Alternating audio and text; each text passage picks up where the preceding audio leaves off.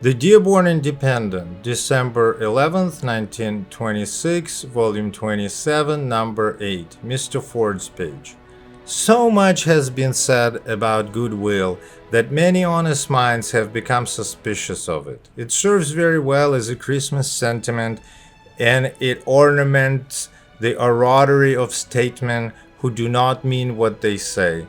But what it is and what its instruments are is seldom asked. To some minds, goodwill means a placid attitude which makes it easier to slip something over on you, as the saying goes, an ice cream social atmosphere, so to speak. An innocuous pink tea flabbiness of fiber. It means being a good fellow and letting human parasites ride on your back and human sponges live off your substance. Such goodwill means true goodness of its guard to give shrewd evil a better chance. Goodwill is nothing like that. It is to will the good, and there is nothing flabby about the exercise of will in any matter. There is nothing flabby about the good. If you think so, consider the endless centuries of struggle which have been necessary to gain the simplest of our common sense positions of progress and justice. At Christmas, goodwill is linked up with peace. Peace on earth to men of goodwill. When this was first said, the earth was smaller than it is now, that is less known.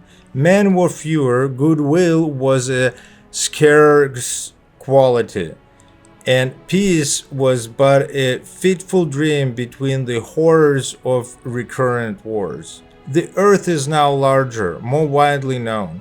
Mankind was increased in numbers and intelligence.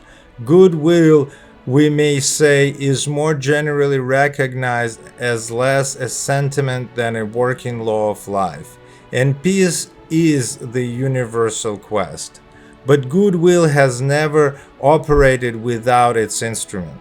These instruments are very seldom speeches or councils or conferences. The greatest instrument of goodwill are those which engage the energies of men in such a manner as to shut off the blood supply to ill will. And the greatest of this has been work. A nation at work is the last nation to strain for war. Europe today is in danger of war from no other cause than the scarcity of work. Unemployment fills armies. Unemployment welcomes any break in the monotony of unproductiveness. Unemployment provides empty-mindedness, which in turn furnishes the soil for all those misunderstandings and hatreds which find their outlet in violence. And yet, the industrial nation today, the best defended nation. The might of the United States is not in its armies, but in its industries. The military powers of the earth would hesitate longer to engage our industries against them than any army.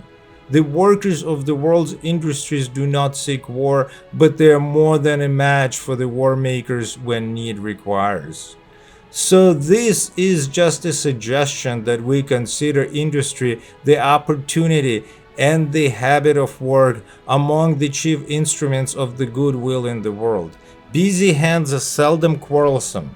The best unity obtainable is fellowship in a commanding task. It is always idle hands that brew the world's mischief. The League of Constructive Endeavor is supplying the needs of the multitudes of the earth. The League of Work and Steady Jobs, the League of Decent Incomes and Modern Homes, and a mounting standard of life. This is the true League of Peace and Goodwill. In the League of Nations, were to tackle the job of bringing industry into Europe, war problems could wait. Under the spell of industry, they would dry up and blow away.